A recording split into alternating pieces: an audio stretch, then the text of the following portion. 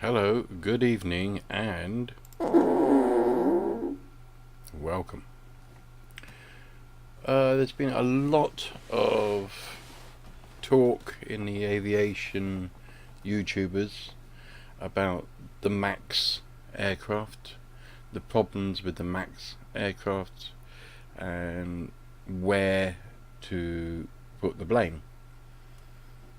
Well, this video I'm about to show you is from a real life pilot who has got hold of the report, and his explanation should put a lot of grey area out the way.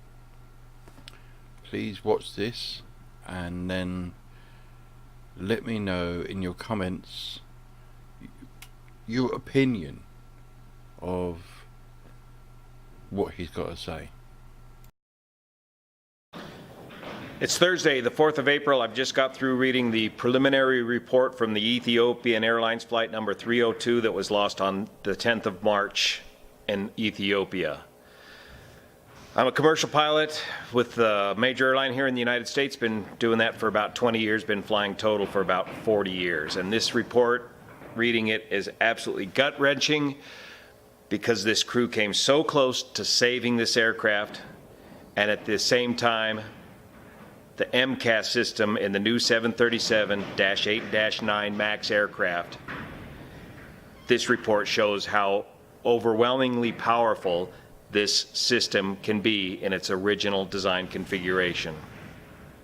My name's Juan Brown. We're going to go through this report step by step. I'm going to explain highlights along the way. This requires a certain level of understanding of the MCAS system, which we've reviewed in previous videos, and I will add an addendum at the end of this video, a review of the MCAS system. Remember, the MCAS, Maneuvering Characteristics Augmentation System, on the new 737-8-9 MAX Boeing aircraft, is designed to assist a pilot in the event of a stall. If it senses a stalled condition via the AOA indicators, it will apply automatically. If the flaps are retracted and the autopilot is off, the MCAS system will apply about 9 seconds of trim, about 2.5 units of trim. It will then pause for 5 seconds, and if the MCAS system still indicates a stalled condition with the aircraft, it will repeat that process. Again, about 9 seconds of nose-down trim, achieving about 2.5 units of nose-down trim. The MCAS system, as originally designed, will continue to do this until you will reach the full nose-down extent of the stabilizer trim system. Flight departs Addis Ababa at about 05:38 Zulu time. These times are all in Zulu time. The entire flight only lasts a little over 6 minutes, so we'll be measuring time in minutes and seconds, starting with 5:38 as the takeoff time. Flap settings at 5 degrees, stabilizer trim setting to 5.6 units. That's normal. During the takeoff roll, the engine stabilized at 94% N1. That's a normal takeoff power setting for that elevation of airport at that temperature. The N1 reference remained about 94%, and the throttles did not move throughout the entire flight. Again, at that high takeoff power setting, if you are in level flight, you're going to achieve a very high rate of indicated airspeed very quickly. At 9:38:44, so this is only 44 seconds later, shortly after liftoff, the left and right recorded AOA values deviated. The left AOA, angle of attack, this is the little angle of attack indicator on the left side, captain side of the aircraft. The angle of attack sensor, I should clarify, located right here, decreased to 11.1, then increased to 35.7 degrees. These are huge fluctuations.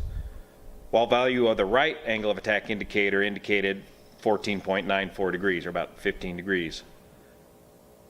Then after, the left AOA value reached 74.5 degrees. in 3/4 of a second, while the right AOA reached a maximum of 15.3. So clearly the right AOA is operating normally. Something's going on with the left angle of attack indicator. We don't know if it's the vane itself or if it's the electronic output from the vane. Also, airspeed, altitude, and flight director pitch bars value from the left side noted deviating from their corresponding right side values. So right away we're starting to get instrument indications that are misleading. I'm going to leave out some of the steps of this report just to get through it quickly here, because some of this is a normal departure procedure. At 05:39, just a minute later, the captain calls out command. He's trying to engage the autopilot. Between liftoff and 1,000 feet above ground level, the pitch trim position moved from 4.9 to 5.9 units in response to manual electric trim input. At 1,000 feet, the pitch trim position was 5.6 units. That's normal. At 39:22 and at about 1,000 feet, the left autopilot was engaged. You don't typically want to engage the autopilot. You have a left and right autopilot. You typically don't want to engage the autopilot for the affected side to the on position. If you can determine which side at this point is giving you bad information. It disengages about 33 seconds later. At 39:45, a minute and 45 seconds, captain requests flaps up and the first officer acknowledges. 1 second later, the flap handle is moved and the flap retraction begins. Remember, MCAS only actuates when the flaps are retracted and the autopilot is off.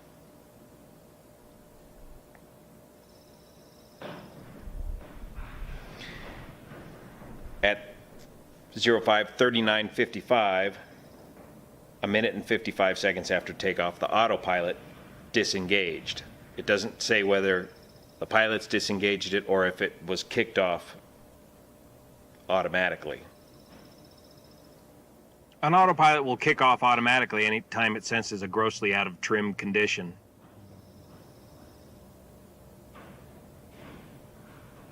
At 39:57, the captain advised the first officer to request to maintain runway heading because they're having flight control problems. Typically in an emergency, you're trained to maintain runway heading and deal with the problem. That's normal in the event of an emergency. At 05:40, 2 minutes now after takeoff, shortly after the autopilot disengaged, the flight data recorder recorded an automatic aircraft nose down activation for 9.0 seconds, and the pitch trim moved from 4.6 units to 2.1 units. The climb was arrested and the aircraft descended only slightly. Remember the specifications for the MCAS system? It would move automatically 9 seconds worth of nose down trim movement, yielding about 2 units of nose down change. At this time, they begin to start getting their first of a series of ground prox warning systems. Don't sink, don't sink. It's an automatic call out based off of the radar altimeter and the rate of climb of the aircraft, or the lack of rate of climb of the aircraft. The column moved aft and positive climb was reestablished during the automatic nose down trim motion. Approximately 3 seconds after the automatic nose down stabilizer motion ends, the electric trim from the pilot activated switches on the yoke are moved in the aircraft nose up direction and stabilize the trim at about 2.4 units. The aircraft pitch attitude remained about the same as back pressure on the column increased. So here's presumably the captain beginning the fight with the MCAS system by manually counteracting it with the electric trim on the yoke in the nose up direction.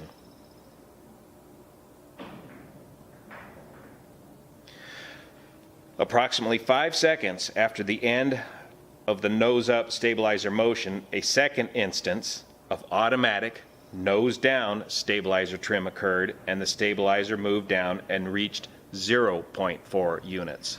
Again, this is clearly input from the MCAS system. Ground prox warning system is going off. Don't sink, don't sink.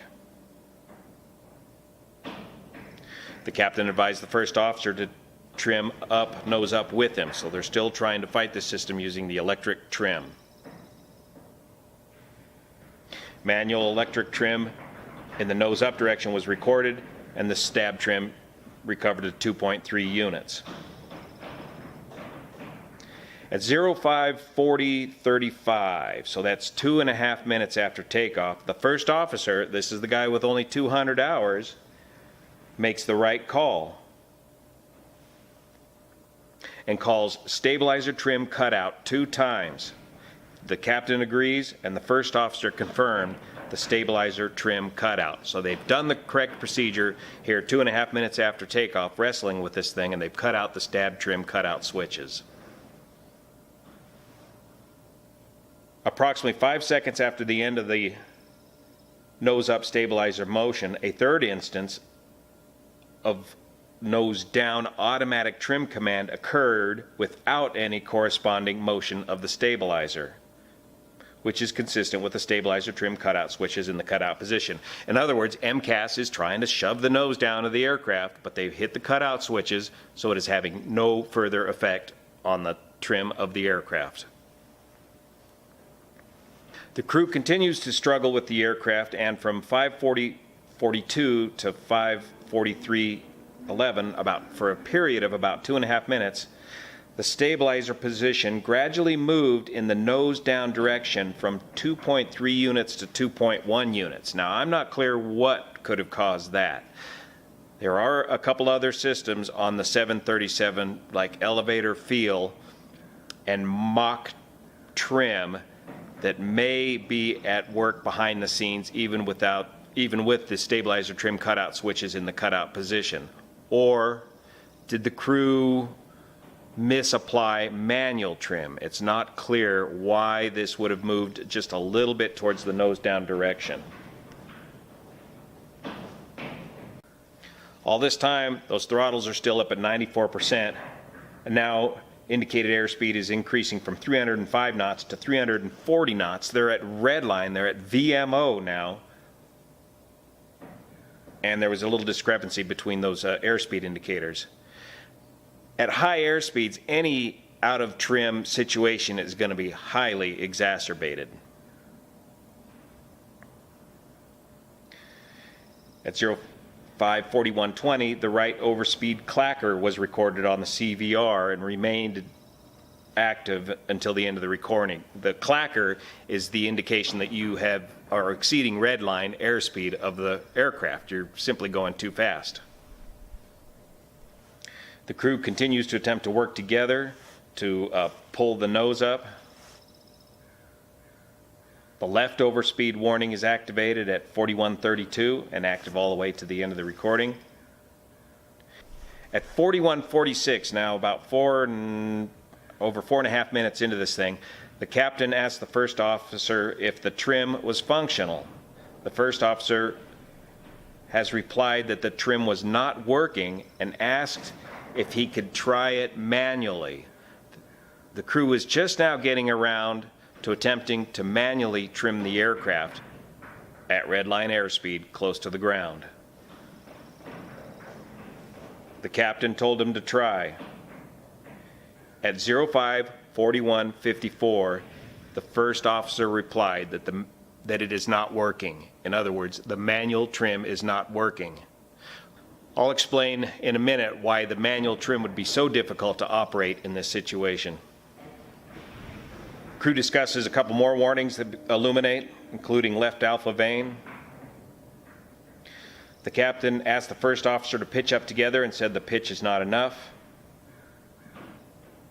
Now at 05:43:11, 5 minutes after departure and approximately 32 seconds before the end of the recording, at about 13,400 feet, MSL, still very close to the ground, within a couple thousand feet of the ground or less. 2 momentary manual electric trim inputs are recorded in the airplane nose-up direction. The stabilizer moved in the nose-up direction from 2.1 units to 2.3 units.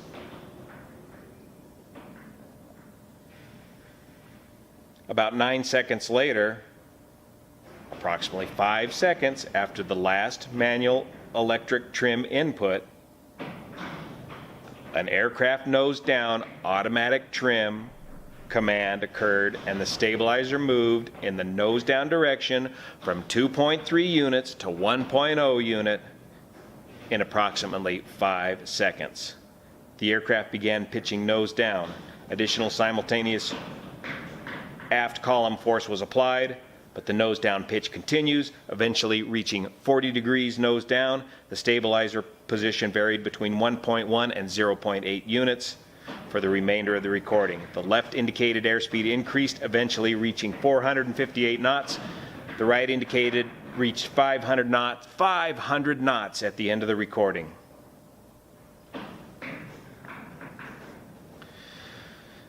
There's only one explanation for this last couple of paragraphs here in this report, and it's not explained. But the only way that you can apply electric trim inputs, and the only way that the MCAS can once again take over control of the aircraft, is if one of the crew members put the stabilizer trim cutout switches back into the operational position.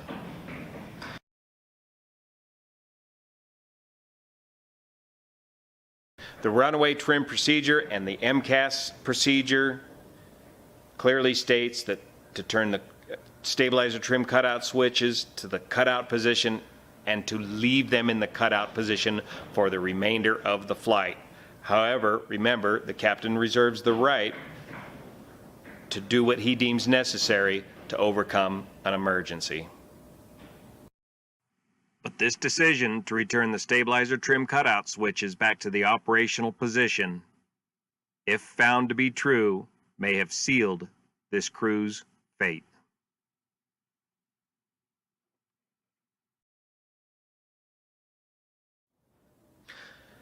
Now let's talk about why the manual trim would be so hard, so difficult to trim in this particular situation. If this is your jack screw, and this is the nut that turns on the jack screw that raises and lowers the leading edge of the stabilizer, in an out of trim, grossly out of trim condition, the leading edge of the stabilizer is in the nearly full nose up position and has a tremendous amount of force on it as you're trying to pull back on the elevator in the tension direction. If you are trying to manually trim the aircraft, you're trying to rotate this nut against all the tension that is being applied to the stabilizer and the entire trim system. With the manual trim wheels alongside the pedestal of the 737, that force may exceed the capability of the trim wheels, especially at such high air speeds and so close to the ground in such dense air. Years ago, this was demonstrated to us in the simulator. Typically, how this setup would be is the instructor in the left seat would distract you with some instruction outside of the demonstration that he's about to show you, and while he's got you distracted, he would casually put some nose down trim into the aircraft. The trim wheels would turn, but you wouldn't notice it because they turn frequently in the 737. The instructor would get the aircraft in a fairly out of trim position in the nose down trim position, but he'd be holding the nose level by applying back pressure to the yoke. He would then ask you to take the aircraft and hand the aircraft over to you in this grossly out of trim condition, and you would be absolutely startled and surprised again about how far out of trim this aircraft was, as it took considerable force to catch the nose and hold it up there, forcing you to apply the runaway trim procedure and hit the stab trim cutout switches.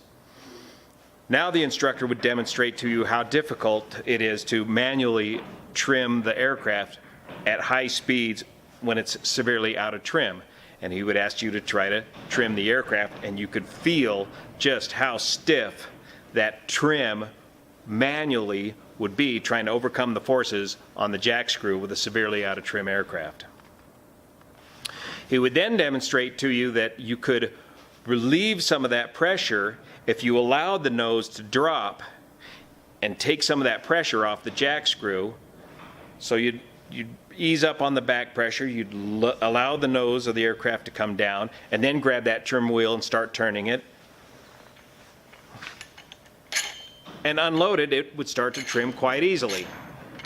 You apply that back pressure to hold the nose up and keep it up, you'd find that that mechanism would start binding up again, and it would be very hard to manually trim the aircraft. This is what the crew of the Ethiopian flight faced.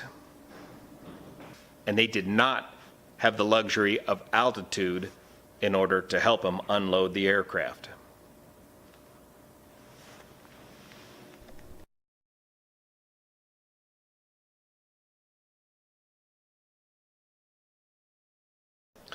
These accidents with the 737 MAX series of aircraft will have large ramifications throughout the airline industry. I'll keep you posted here as we get further updates onto this situation, and we'll be answering your many questions from the comment section below in further updates. So stay tuned and see you here.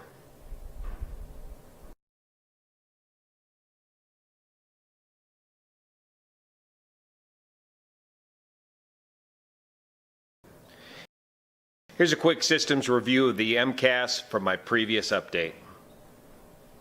What we're learning about MCAS is that the primary input to the computers is the angle of attack indicators located on the side of the aircraft. But it does not take input from both angle of attack indicators. It unfortunately, as presently designed, only requires input from one single angle of attack indicator. Again, the angle of attack indicator is mounted on the side of the aircraft and gives you the reading of the critical angle of attack on the wing very accurately. However, if that one angle of attack indicator is malfunctioning or giving wrong information to the flight control computer system or the MCAS system may sense that the aircraft is in a stalled condition when it in fact is not. The angle of attack vanes are located here on the 737 MAX. These AOA vanes are delicately balanced and robustly heated against airframe icing. The AOA vanes measure the relative wind and its angle of reference to the critical angle of attack of the wing. The AOA vanes are all part of the pedostatic system and are fed into the air data inertial reference units. Note there are two of everything for redundancy. The air data inertial reference units are then fed into the flight control computer, and along with the pilot controls, assisted by the hydraulic system, this information is fed through two more computers and the new MCAS system before delivering a signal to the stabilizer trim, which is controlled by a jack screw mounted on the leading edge of the horizontal stabilizer. Raising the jack screw or the leading edge of the horizontal stabilizer produces nose down trim. And the only way to completely shut this system down is with the stabilizer trim cutout switches located on the forward pedestal.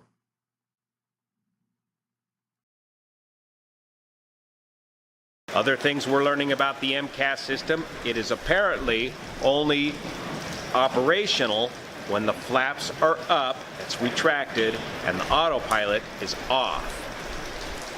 As far as the power of the MCAS system is concerned, anytime the pilot interrupts the MCAS system by trimming the aircraft in the opposite direction, that resets the MCAS system. As soon as you release your trim input, the MCAS system, if it's sensing a stalled condition, will continue to drive the stabilizer trim jack screw, or the stabilizer trim itself, further nose down if it's still sensing a stalled condition.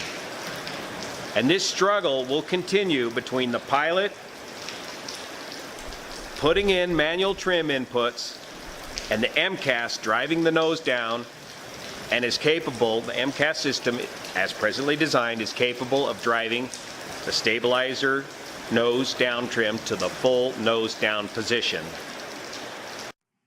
A situation which is virtually unrecoverable at high rates of speed close to the ground.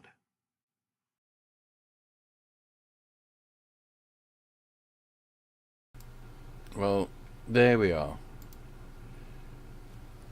Some facts about the air crash that quite enlightening.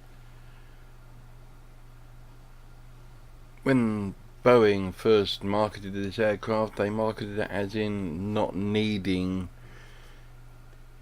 extra training for the pilots. They believed the MCAS system was effective enough, worked in the background enough that the pilots did not need any extra training to deal with it. Yet it obviously does need extra training. They didn't have the altitude to trim manually, to bring the nose forward, to ease the pressure off the jack screw, to trim manually. So they made the flawed position, by the looks of it, of switching back on the stabilizer trim electric motors. They had so much of a workload that they obviously forgot to engage the auto throttle. If they had set that prior to takeoff, it'd have been in one push of the button, then that aircraft would not have exceeded the speeds it did. They could have set it, I mean, the Boeing 737 will fly quite happily without trim at 200 to 250 knots really well. So they could have preset the auto throttle to 250 knots. The minute they had positive rate, they could have engaged that, knowing full well the throttles will give the propulsion needed no matter what climb they applied. And they also had such a large workload that they didn't realize just selecting the left autopilot, which kicked off almost straight away, was an error. When that kicked off, they should have selected the right autopilot. Once kicked off, try the other one. I don't know. It's an awful lot of speculation. I don't want to speculate on what happened, why it happened, and any end results.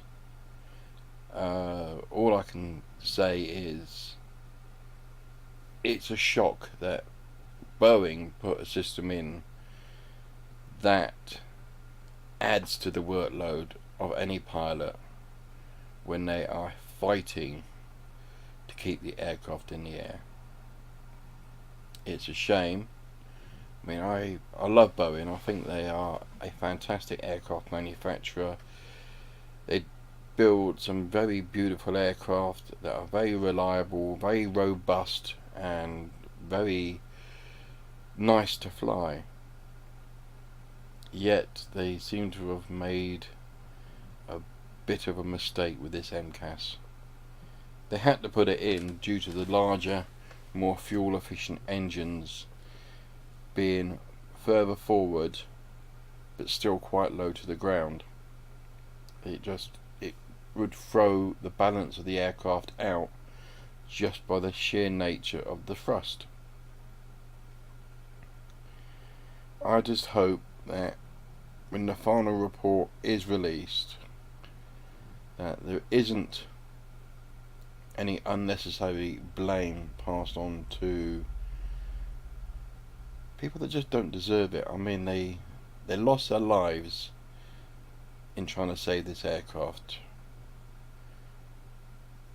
I mean, there have been a lot of people on YouTube, making comments, making short videos about the quality of the training that the air pilots have gone through.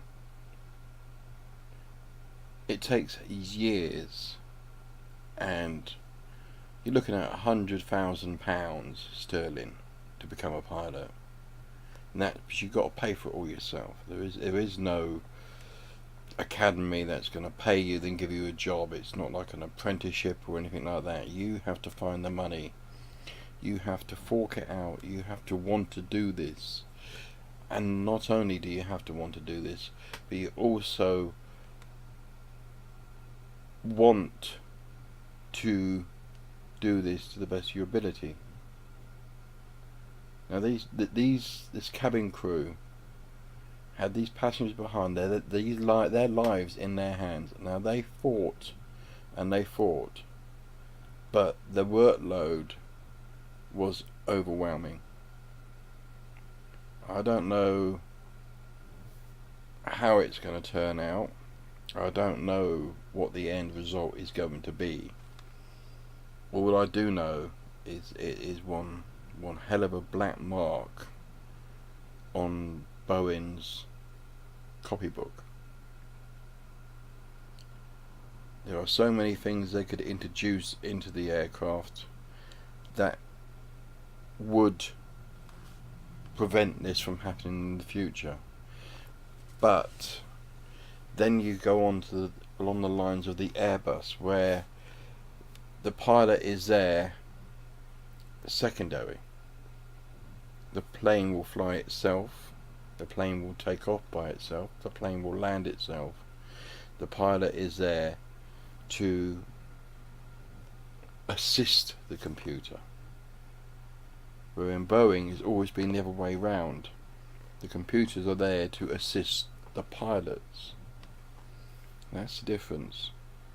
Now if they keep on adding these things into the background of their aircraft, then how long is it before the pilot doesn't know what the plane will do in a given set of conditions? As I said, they were obviously too busy to retard the throttles or to engage the auto throttle. They also were too busy to think about engaging the right autopilot rather than just leaving the left one that had kicked off on its own. The angle of attack indicators, one was obviously faulty according to that report. Now why hadn't that been picked up on? Why hadn't the plane been grounded for that sensor? It should have been. It should have been grounded until that had been repaired and tested thoroughly. So who's at fault? We don't know. Did a maintenance report go in about that angle of attack indicator? Was it reported on its previous flight? If it wasn't, then maintenance wouldn't know that it needs repairing. It's all, these procedures are in place to keep people safe. Yet, until we get the end result of this, and let's hope it's a good one that will stop this from ever happening again. Oh. There's about all I have for you today. Thank you very much for taking the time to watch this. Please feel free to subscribe to my channel. Please feel free to leave a thumbs up if you liked it, or a thumbs down if you didn't. I will end this short film video in my usual way. Take care of each other. As they say on The Talking Dead, don't text and drive. As Dave Allen used to say, may your God go with you. Thank you very much. Take care and good night.